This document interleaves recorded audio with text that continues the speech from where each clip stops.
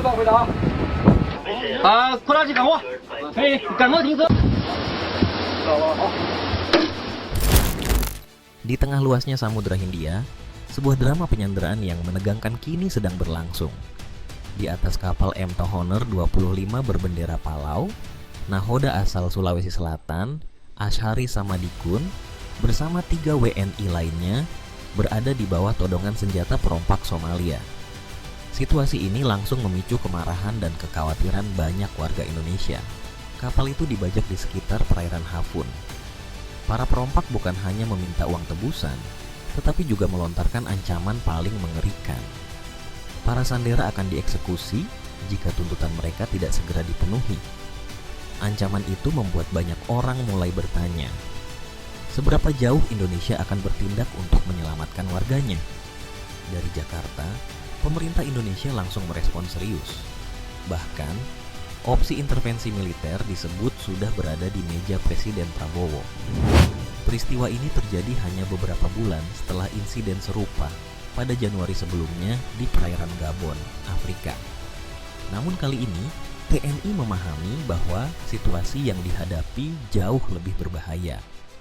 Karena itu, intelijen militer terus memantau pergerakan kapal lewat satelit selama 24 jam penuh, sementara keluarga para sandera hanya bisa menunggu kabar dalam ketakutan dan kecemasan.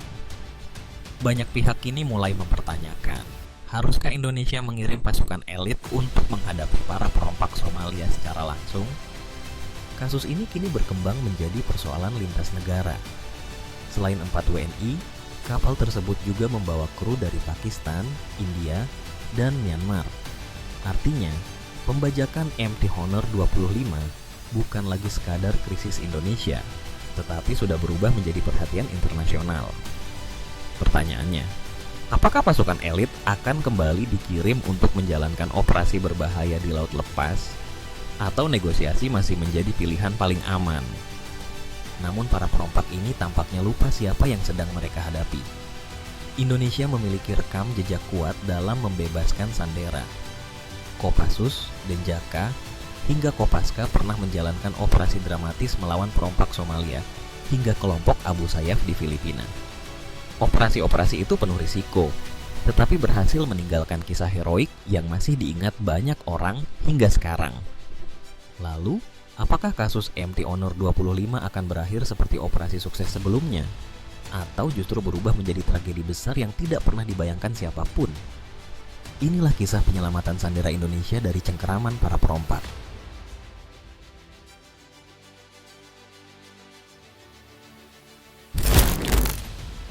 Ketangguhan TNI kembali terlihat pada 2016 ketika kapal tunda Tebing Henry dan Tongkang Christie diserang kelompok militan Abu Sayyaf saat berlayar menuju Tarakan. Penyergapan itu berlangsung brutal. 1 ABK tertembak, 5 orang berhasil menyelamatkan diri, sementara 4 lainnya diculik dan dibawa ke hutan Sulu, Filipina, untuk disandera selama 30 hari penuh ketegangan. Pemerintah Indonesia langsung bergerak cepat, tetapi operasi penyelamatan tidak bisa dilakukan sembarangan.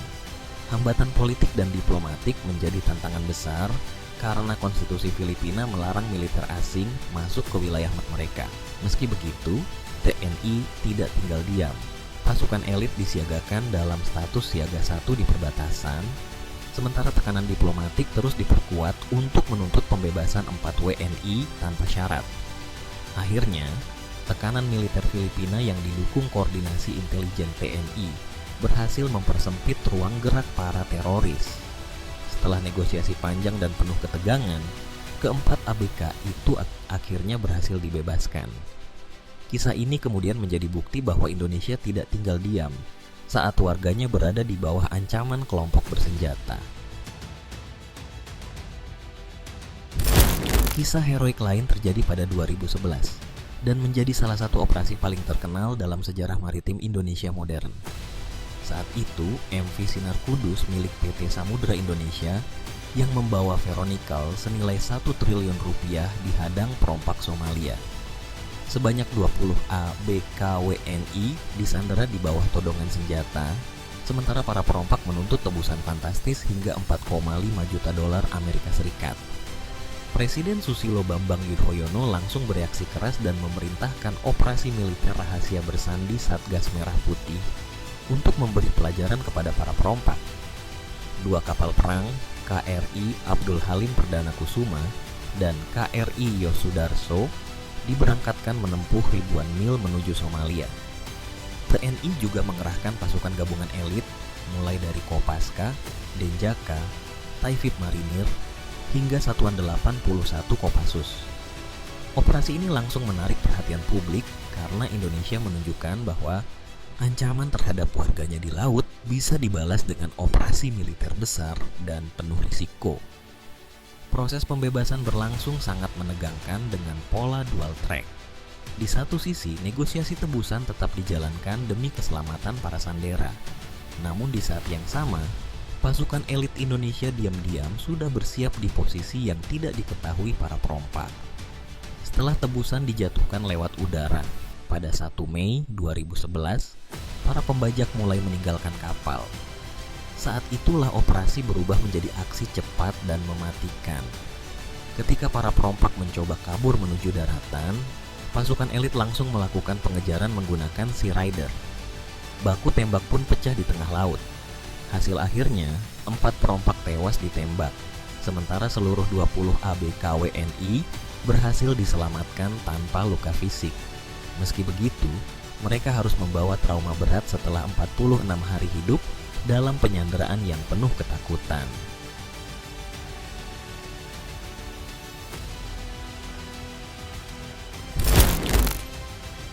Namun ancaman bajak laut Afrika ternyata tidak hanya muncul di sekitar Somalia. Bahaya serupa juga menjalar hingga Teluk Guinea, Afrika Barat. Salah satu kasusnya menimpa kapal penangkap ikan IB Fish 7 berbendera Gabon yang disergap perompak bersenjata hanya 7 mil dari pantai pada awal 2026. Dari 12 awak kapal, 9 orang diculik dan dibawa ke pedalaman hutan Afrika. Di antara mereka terdapat 4 WNI, yaitu Abdul Aziz, Aditya Permana, Muhammad Fardan Mubarok, dan Eka Trenggana. Situasi ini langsung memicu kekhawatiran karena para sandera dibawa ke wilayah yang dikenal sulit dijangkau dan berbahaya. Pemerintah Indonesia kemudian bergerak cepat melalui jalur militer dan diplomatik. Atas pertahanan RI di Abuja menjadi ujung tombak koordinasi bersama militer Gabon dan aparat keamanan setempat. Tujuannya jelas, melacak lokasi sandera, mempersempit ruang gerak para perompak, dan menekan mereka lewat operasi darat militer Gabon. Setelah hampir 60 hari berada dalam penyanderaan yang mencekam, tekanan itu akhirnya membuahkan hasil. Pada 5 Maret 2026, keempat ABK WNI berhasil dibebaskan dari tangan para perompak.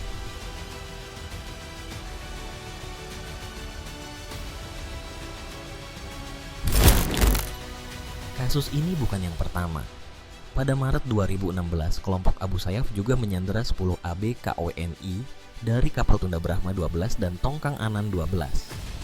Kedua kapal itu hilang di perairan Sulu, Filipina, saat membawa 7.500 ton batu bara.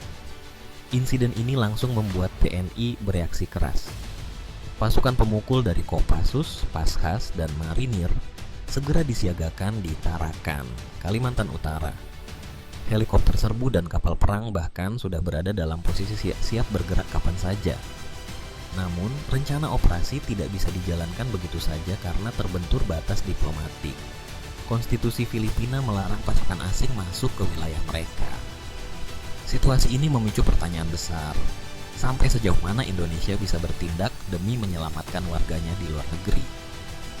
Meski begitu, pengerahan kekuatan militer Indonesia di perbatasan tetap memberi tekanan besar. Mobilisasi itu menjadi sinyal keras yang mendorong Filipina melakukan operasi darat secara masif. Di saat yang sama, jalur negosiasi non-pemerintah terus bergerak diam-diam demi mencegah para sandera dieksekusi. Akhirnya, pada 1 Mei 2016, ke-10 ABK WNI berhasil dibebaskan dalam kondisi lemah setelah melewati masa penyanderaan yang menegangkan. Mereka kemudian dijemput tim khusus dan langsung diterbangkan kembali ke Jakarta. Sandra ini akan langsung dibawa ke RSPD untuk dilakukan pemeriksaan kesehatan. Namun ancaman pembajakan ternyata tidak selalu datang dari Somalia atau Filipina. Di wilayah Indonesia sendiri, tepatnya di perairan Morosi, Sulawesi Tenggara, kapal tanker minyak SPOB Graha 21 pernah menjadi sasaran perompak bersenjata. Saat kapal sedang berlabuh, 6 pelaku bertopeng dan membawa senjata tajam memanjat ke atas kapal. Mereka dengan cepat melumpuhkan 8 ABK yang tidak sempat melawan. Para kru diikat menggunakan tali plastik, mulut mereka disumbat, lalu isi kapal dijarah, mulai dari ponsel, GPS, laptop, uang tunai, hingga seekor ayam Thailand ikut dibawa kabur. Begitu laporan diterima, aparat TNI AL langsung bergerak melakukan penyergapan cepat. Seluruh awak kapal berhasil diselamatkan tanpa luka, sementara para pelaku diringkus bersama senjata tajam dan barang hasil jarahan. Kasus ini kembali menunjukkan bahwa ancaman perompakan masih bisa muncul bahkan di wilayah perairan Indonesia sendiri.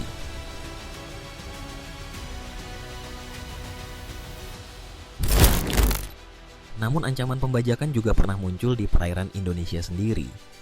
Selat Malaka sejak lama dikenal sebagai salah satu jalur paling rawan kejahatan laut.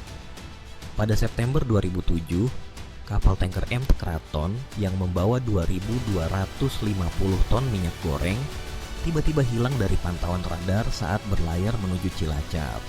Di tengah gelapnya malam di Sungai Musi, sekelompok perompak profesional naik ke atas kapal dengan pistol rakitan dan granat. Mereka menyerang nahoda, mengambil alih kemudi, lalu menguasai kapal sepenuhnya dalam waktu singkat. Untuk mengecoh aparat, para pembajak bahkan mengganti nama kapal menjadi Ratu. Sebanyak 17 ABK disekap di ruang jurumudi di bawah ancaman maut, sementara kapal dipaksa menuju Singapura untuk menjual muatan minyak goreng ke pasar gelap. Situasi ini sempat memicu ketegangan besar karena seluruh awak kapal berada dalam bahaya di tangan perompak bersenjata. TNI Angkatan Laut langsung bergerak besar-besaran. Gugus Keamanan Laut Armada Barat mengerahkan 6 kapal perang dan 1 pesawat pengintai nomad untuk menyisir wilayah perbatasan. Setelah 3 hari pengejaran, kapal target akhirnya terdeteksi di perairan OPL Timur.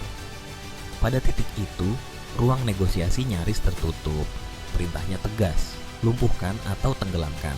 Senin pagi, operasi penyergapan pun dimulai. Dalam 3 jam yang menegangkan, personel TNI AL naik ke kapal, menyisir setiap ruangan, mendobrak pintu kamar, dan melumpuhkan 14 perompak satu persatu. Seluruh 17 ABK berhasil diselamatkan tanpa luka serius. Sementara para pelaku diringkus bersama senjata api dan granat. Operasi ini kemudian menjadi salah satu aksi pengejaran laut paling dramatis yang pernah dilakukan TNI AL.